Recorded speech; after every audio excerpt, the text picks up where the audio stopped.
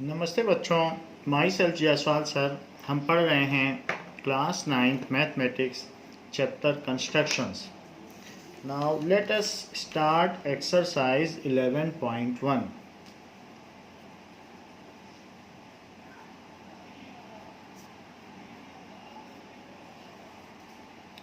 First question says that construct an angle of 90 degree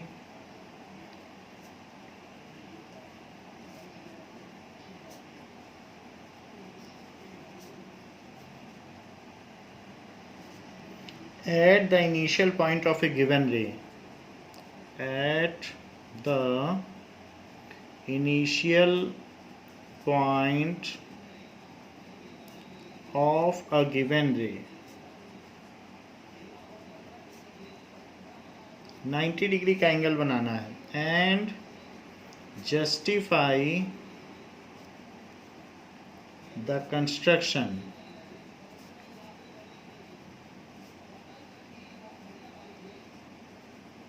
now a ray has been given that is AB. take ray as AB. तो ये ray ले ली A B, this is A B.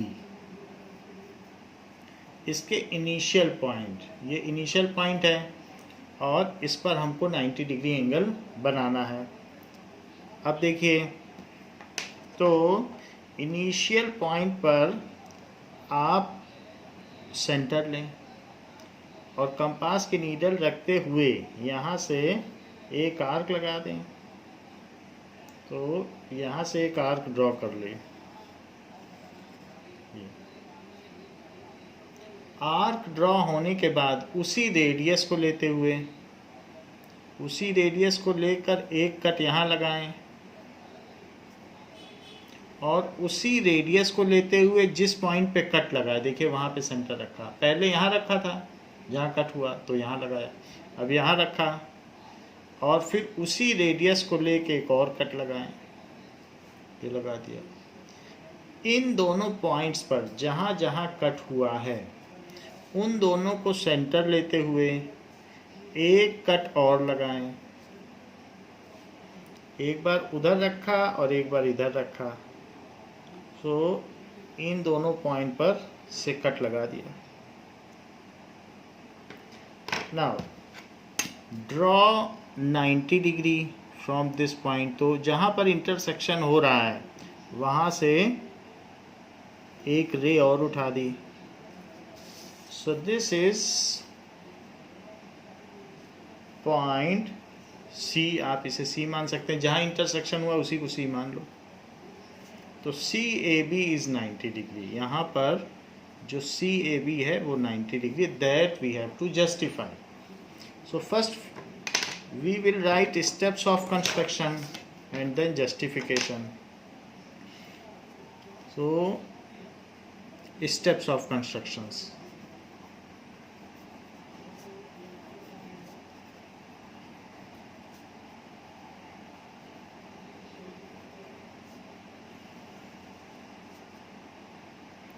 given ray AB, AB रे दी है, take A as center and draw an arc। उसके बाद एक arc बनाएं, draw an arc।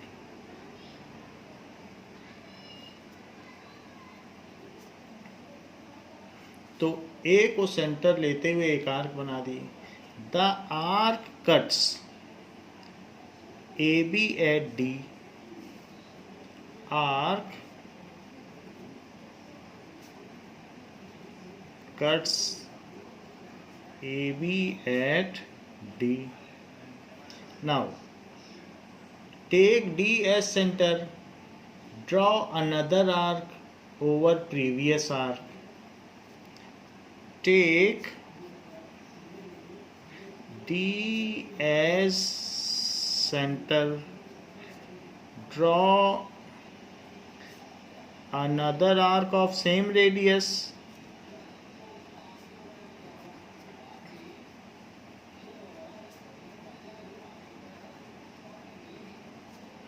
on previous arc.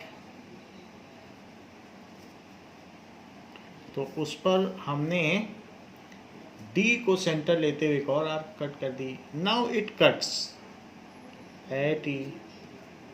It intersects at E. Take E as center. अब E को centre ले लो. Take E as center. Draw another arc of same radius. Radius नहीं बदलना है, रेडियस ऑन फर्स्ट आर्क, जो सबसे पहली arc थी. अब ई पे रखा और कट कर दिया. पहले एक आर्क बनाई ए को सेंटर लेते हुए, फिर जहाँ इसने कट की वहाँ से एक आर्क बनाई, फिर वहाँ सेंटर लिया तो एक और आर्क कट की. तो it is F. Take E as centre, draw another arc of same radius on first arc. जो सबसे पहली आर्क थी उस पे आप एक और आर्क बना दो. It intersect at F. F पे इंटरसेक्ट करती है. Take E and F, radius 1 by 1, draw arcs both of same radius. अब आप रेडियस बदल सकते हो, अब आप ज़्यादा कम कर सकते हो. यहाँ तक तो सेम रेडियस था, पहले ये बनाया फिर ये बनाया ये बनाया, तब तक सेम रेडियस था. लेकिन अब यहाँ से जो रेडियस होगा और यहाँ से जो रेडियस होगा उन दोनों को सेम करना है. ये ज़रूरी नहीं है कि वो इसके भी सेम हो, लेकिन आपस में तो सेम हो. So take E and F as center. E and F as centers 1 by 1. Draw arcs of same radius of same radius. These arcs intersect each other at C.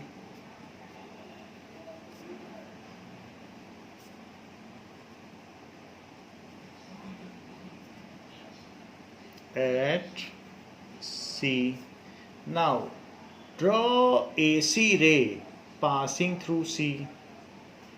Draw AC ray. तो AC रे पास कर दो तो C से वो पास कर जाएगी. And angle CAB, तो यहाँ पर जो CAB है इज इक्वल टू 90 डिग्री. यही डिजायर्ड कंस्ट्रक्शन है, इज डिजायर्ड कंस्ट्रक्शन.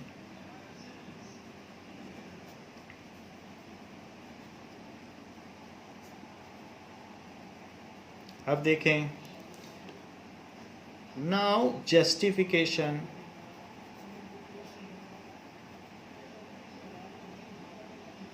तो जस्टिफिकेशन के लिए आपको कुछ चीज़ें मिलानी पड़ेंगी इसमें. ज्वाइन यहाँ से CF को मिला दीजिए. ज्वाइन CF एंड CE को भी मिला दें. CE और साथ में यहाँ पर इसको भी मिला दें और इसको भी मिला दें. ये सब डॉटेड होने चाहिए. तो ये चारों चीज़ हमने मिला दी. It is also dotted. तो ये चीज़. अब देखिए, इसके अलावा ED को भी मिला दें.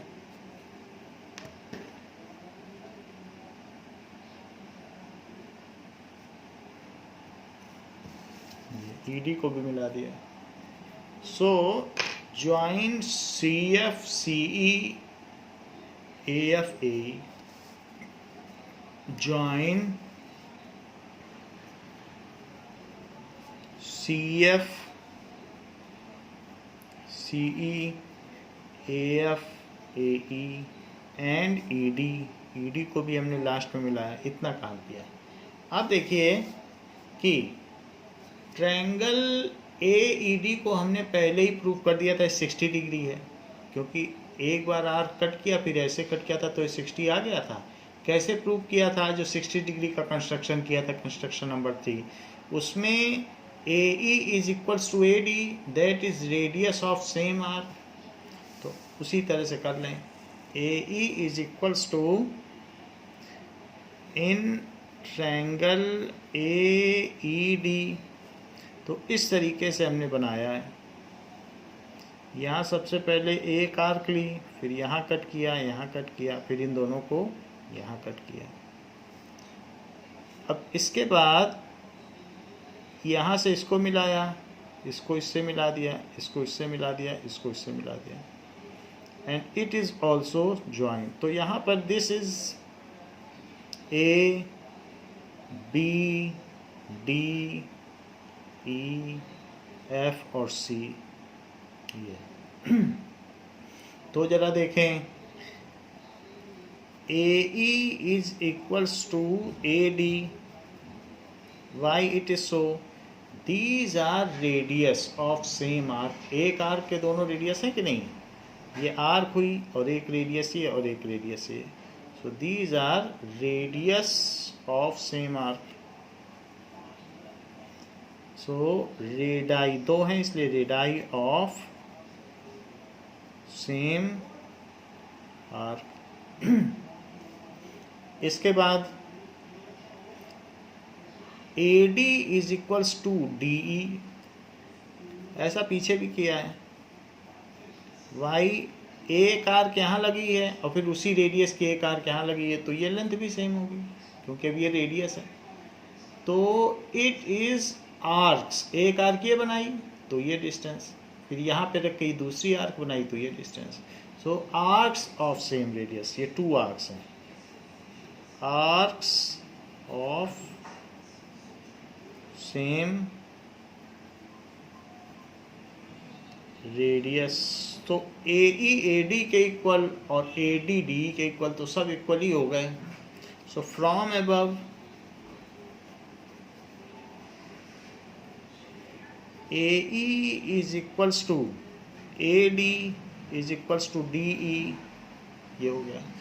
सो triangle A B A D E is equilateral triangle, तो ये एक समबाहु त्रिभुज हुआ। That is A D E is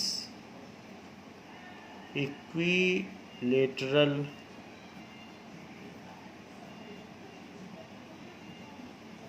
triangle.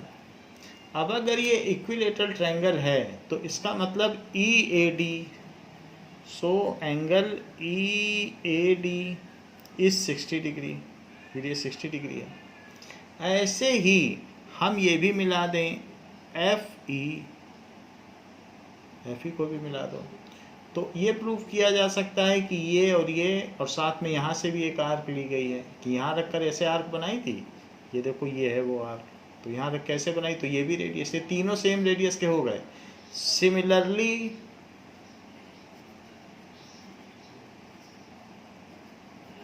अब देखिए, similarly A F is equals to A F is equals to A. क्यों इक्वल हैं?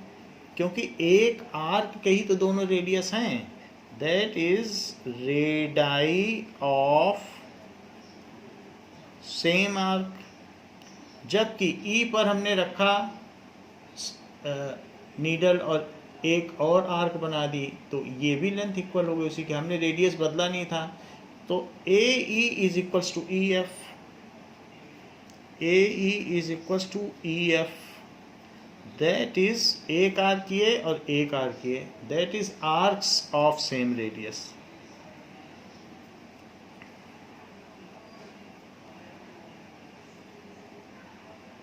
अब देखिए इससे क्या पता चलता है, इससे ए एफ ए ई और ई एफ इक्वल हो गए। A F is equals to A E is equals to E F. So triangle A E F is equilateral triangle.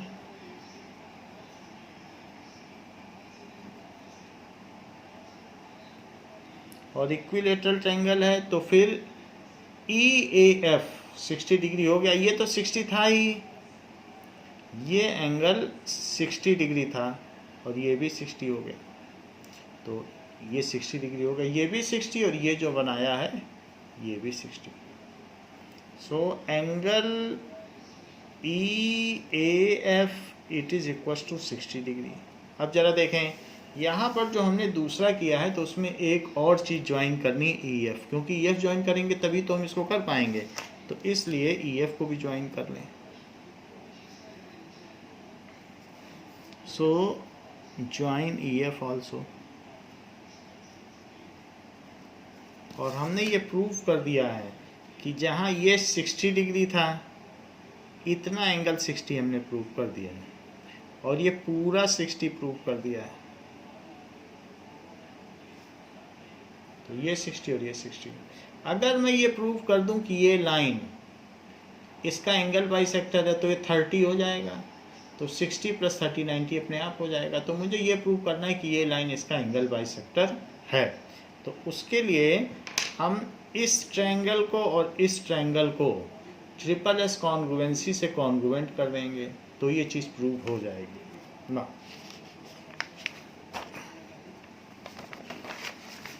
अब देखिए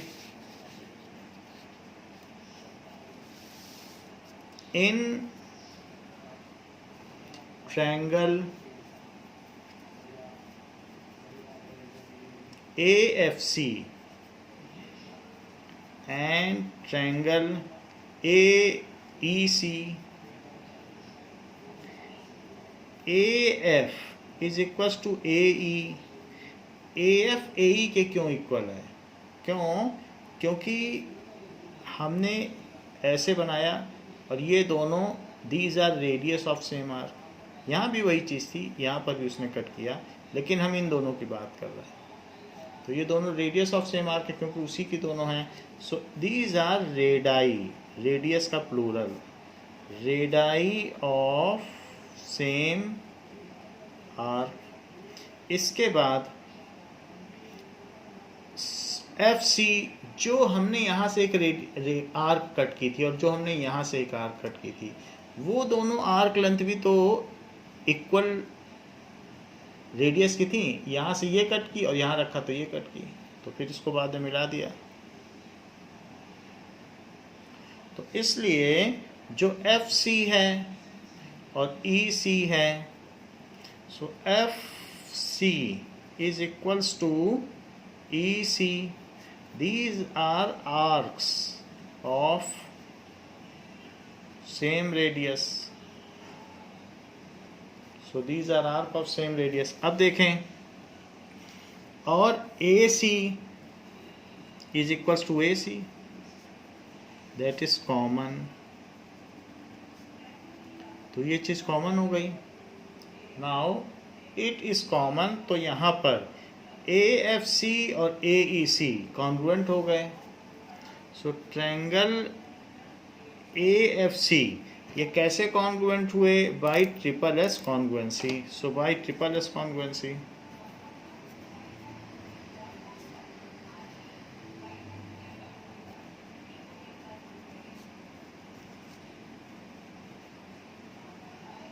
क्राइटेरिया, ये चीज़ इसके इक्वल, ये चीज़ इसके इक्वल, बीच वाला कॉमन, तो SSS ट्रायंगल AFC इस ट्रायंगल AEC ये कॉन्ग्रुएंट हो गया। और अगर कॉन्ग्रुएंट हो गया तो by CPCT, by CPCT angle FA, ये FA है, सो FAC is equals to angle E A C, that is E A C, C ऊपर है तो एफ ए सी और ई ए सी इक्वल हो गए। सो जो ई ए सी है वो क्या हो जाएगा,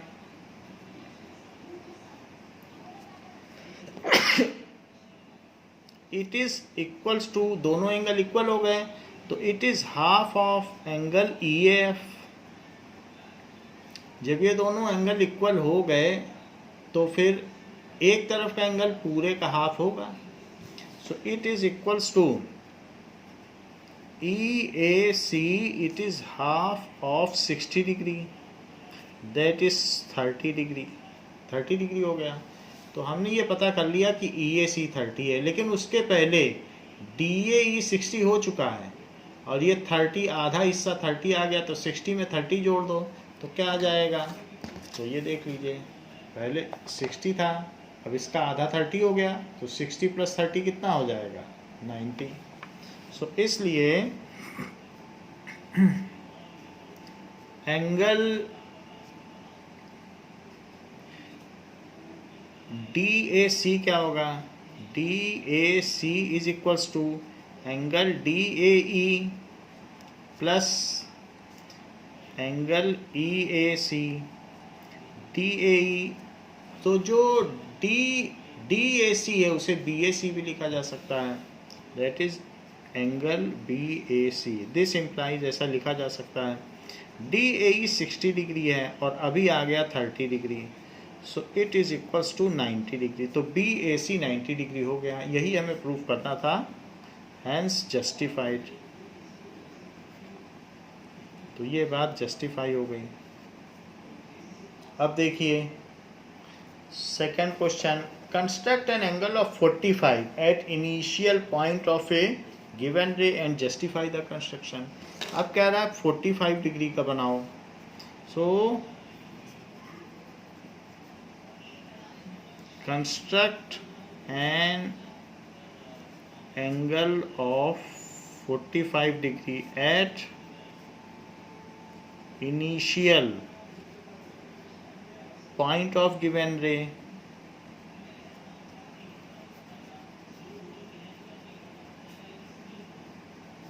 and justify construction।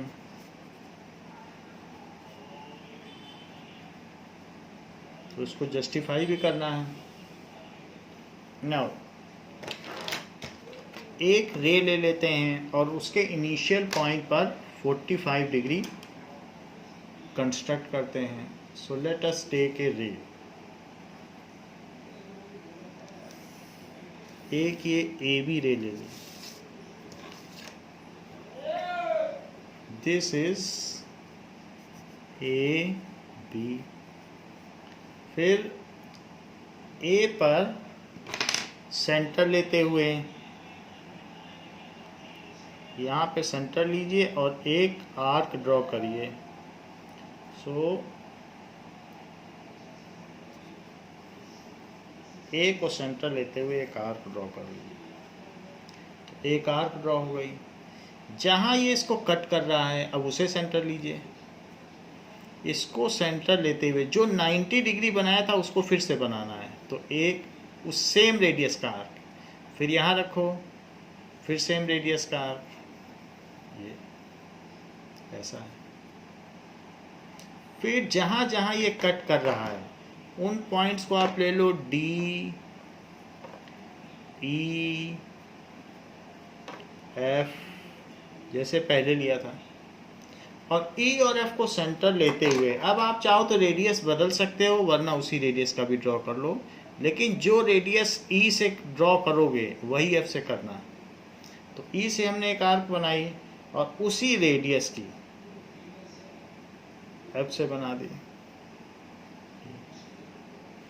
तो ऐसा है।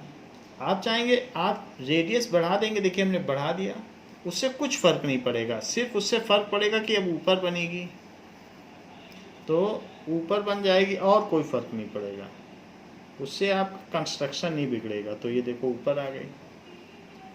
तो अगर कोई यहाँ से यहाँ पे आर्क आप बदल सकते हो, ज़्यादा बड़ी करोगे तो ऊपर आ जाएगा, लेकिन जो भी 90 डिग्री बनेगा वो दोनों से ही जाएगा। क्योंकि वहाँ पर आपके पास आर्क बदलने की फ्लेक्सिबिलिटी है। तो ये हमने 90 डिग्री ड्रॉ कर लिया है। तो वो मैं दिखा रहा था आपको कि आर्क बढ़ाई जा सकती है। 2 आर्क आपको बनानी नहीं है, लेकिन अगर आपने आर्क यहाँ से चेंज कर दी तो कोई फ़र्क नहीं पड़ेगा, यहाँ से भी जाएगा, यहाँ से भी जाएगा। तो इसको ड्रॉ करने की ज़रूरत नहीं है, बट आप वेरी कर सकते हो, उससे आपका जो एंगल है उस पर कोई डिस्टर्बेंस नहीं होगा, ये बात कही गई। तो 90 डिग्री आपने बना लिया, एंड 90 डिग्री बनाने के बाद ये पॉइंट था EF, इस पॉइंट को ले लो G, इसको ले लो H, तो G और H ले लीजिए जहाँ ये कट कर रहा है। अब H और D को सेंटर मानते हुए एक बार D से एक आर्क कट करें, D से आर्क कट कर दे, D पे सेंटर लिया था, और एक बार H पे रखो। हमें पहले भी पता है एंगल बाइसेक्टर करने के लिए यही करते थे कि एंगल बाइसेक्टर करने के लिए पहले एक आर्क बनाते थे और फिर उस आर्क के एक्सट्रीम एंड्स पर रखते हुए एंगल कट कर लेते थे। तो ये चीज़ हमने फिर से कर दी। एंगल बाइसेक्टर जो हमारा फर्स्ट कंस्ट्रक्शन था उसमें हमने यही किया था एंगल बाइसेक्टर बनाने का। तो एक आर्क बनाई, और आर्क बनाने के बाद ये आर्क बनाई और यहाँ से इसको कट किया, यहाँ से इसको कट कर दिया। तो ये एंगल हमारा 90 है, क्योंकि हमने अभी जस्ट पीछे सवाल किया तो ये 90 है। और 90 में इन दोनों एक्सट्रीम एंड से अगर हमने 2 आर्क सेम रेडियस की ड्रॉ कर ली, तो ये जो एंगल आने वाला है that is AC। C point हमने इसी के लिए रखा था, बाकी सारे पॉइंट लिख दिए। तो अब इसको आप बोल्ड बना लें। जो मेन एंगल है वो बोल्ड होगा, बाकी सारे डॉटेड होंगे। तो ये अब 45 डिग्री हो गया, 45 degree. So this point is C। तो CAB इज 45 डिग्री। इसके स्टेप्स ऑफ कंस्ट्रक्शन और जस्टिफिकेशन लिखें। तो कई बार स्टेप्स ऑफ कंस्ट्रक्शन नहीं लिखने होते हैं, बट हम आपको समझाने के लिए कि कैसे है बता रहे हैं। Steps of construction.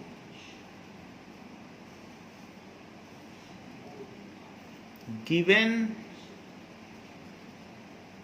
ray AB, draw यहाँ पर।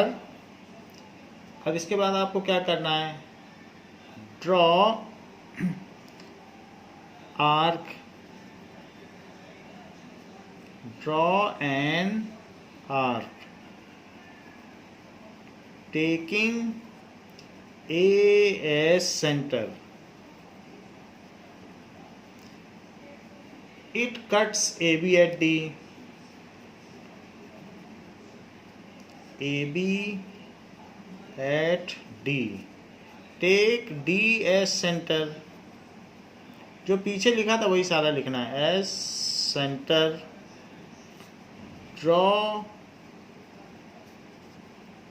another arc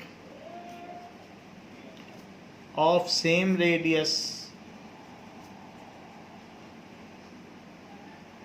तो सेम रेडियस की अगर आप आर्क ड्रॉ करेंगे तो इट कट्स, ये E यहाँ पर है। तो यहाँ पर वैसे इस लाइन के ड्रॉ करने के बाद ये आ गया है, बट ये E ये कट है। तो this cut is E।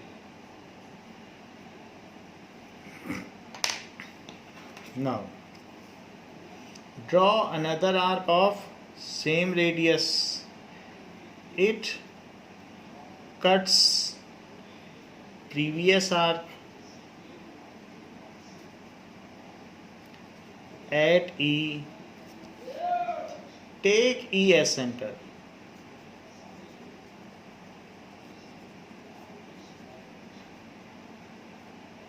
Draw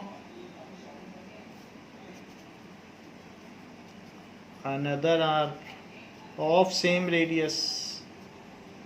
उसी रेडियस की बनानी है। It cuts first arc at F, यहाँ तक बात हो गई। Taking E and F centres, taking E and F as centers, draw arcs of same radius,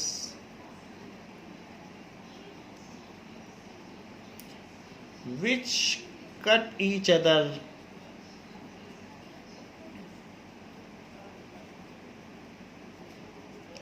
at G, जो एक दूसरे पे G पे कट कर रही हैं, which cut each other at G, join GA, अब G को A से ज्वाइन कर लो, join GA, GA cuts the first arc at H, GA cuts first arc at H, taking H and D as centers, draw arcs of same radius, H को centre लेते हुए यहाँ cut करो और D को centre लेते हुए cut करो, लेकिन दोनों का रेडियस सेम रहे। So taking H and D as centers, draw arcs of same radius, same radius से कर लो।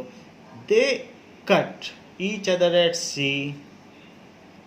these cut each other at C, so ये एक दूसरे को C पे कट करती हैं, cut each other at C, तो C पे जब कट हो गया है, ज्वाइन CA या draw AC ray, AC ray बना लो।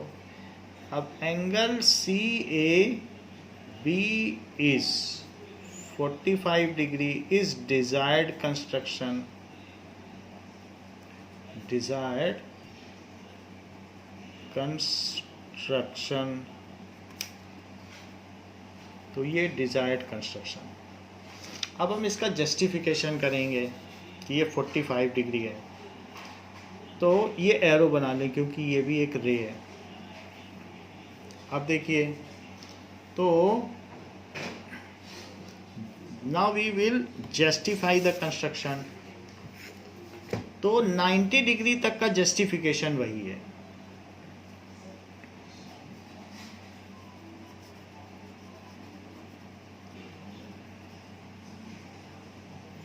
सो एंगल GAB, देखो ये G है, GAB, तो GAB इज 90 डिग्री,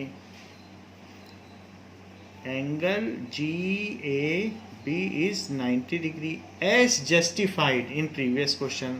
तो आप वहाँ नहीं लिख सकते, आपको पूरा करना पड़ेगा, एज जस्टिफाइड इन, या फिर टीचर से पूछ लीजिए कि 90 क्या हम इसे मान सकते हैं। अगर वो बोल दें कि मान सकते हैं तो उसके बाद फिर आप 45 का जस्टिफिकेशन कर दें। सो प्रीवियस क्वेश्चन, तो जैसे हमने पीछे में जस्टिफाई किया वही करना है। इसके बाद एक काम आपको और करना है, HE को मिलाना है और DE को, जैसे कंस्ट्रक्शन नंबर 1 में किया था, तो फिर आप जस्टिफाई कर पाएंगे। तो ज्वाइन HE एंड HE को मिला लें HC को, तो HC को मिला लिया, और इसी तरीके से DC को भी मिला लें।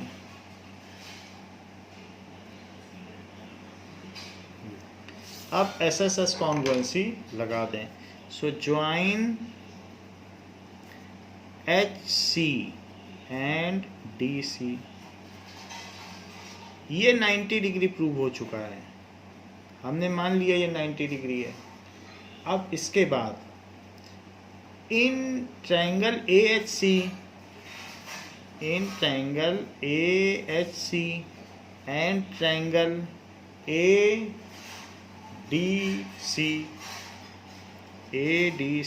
दो ट्रायंगल ले लिए।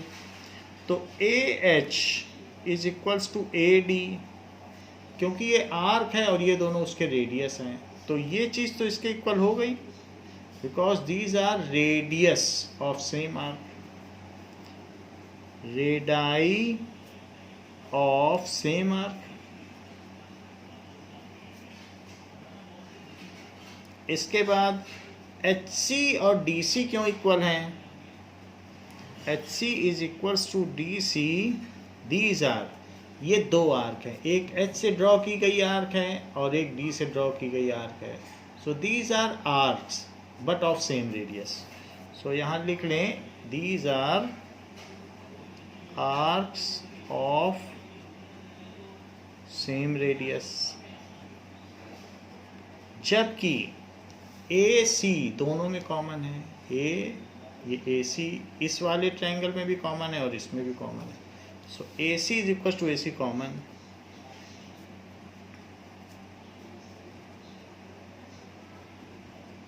सो इस तरीके से हमने S ट्रिपल एस कॉन्ग्रुएंसी लगा दी। So by triple S congruency criteria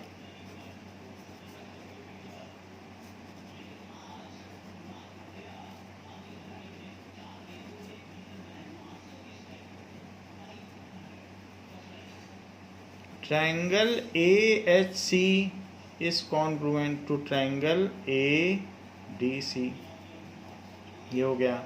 so by CPCT से क्या हो जाएगा, जो HAC, देखो HAC और DAC दोनों इक्वल हो जाएंगे CPC। जब ये दोनों ट्रायंगल कॉन्ग्रुएंट हो गए तो ये और ये एंगल भी इक्वल हो जाएंगे। सो HAC और DAC, angle HAC is equal to angle DAC। क्यों? क्योंकि हमने 90 डिग्री ड्रॉ किया, 90 डिग्री के बाद आर्क बनाई, आर्क बनाने के बाद यहाँ से एक ऐसे आर्क लगाई, एक ऐसे, और फिर उसको कट कर दिया ये, तो और फिर इसको मिला दिया और इसको मिला दिया। फिर हमने ये प्रूव कर दिया है कि ये दोनों एंगल इक्वल हैं। क्यों इक्वल हैं? क्योंकि ये दोनों ट्रायंगल कॉन्ग्रुएंट हैं। लेकिन ये पूरा एंगल तो 90 डिग्री है, but angle HAD is 90 degree, HAD is equals to 90 degree. So HAD है क्या? That is HAD is HAC plus DAC is 90 degree, क्योंकि इन दोनों का सम है। बट जो HAC है वही DAC है, तो हम HAC की जगह भी DAC क्यों ना लिख दें। सो एंगल DAC, क्योंकि हमें DAC को 45 प्रूव करना है, इसे 45 करना है, ऊपर वाले को नहीं करना है। यहाँ एंगल हमेशा बेस लाइन पे होता है, जो रे है उस पर बनाना होता है, तो ये आपको 45 प्रूव करना है।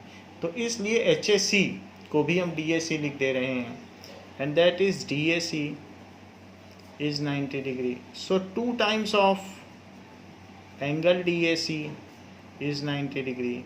So angle DAC is equals to 90 degree by 2. So it is 45 degree. तो DAC 45 डिग्री हमें प्रूव करना था, DAC is 45, बट BAC वही BAC है, that is angle BAC, जो DAC है वही BAC है, वो भी 45 डिग्री हो गया, hence justified। तो ये बात जस्टिफाई हो गई। तो इस क्लास के लिए बच्चों इतना ही, इसके आगे के क्वेश्चंस हम नेक्स्ट क्लास में करेंगे। थैंक यू बच्चों।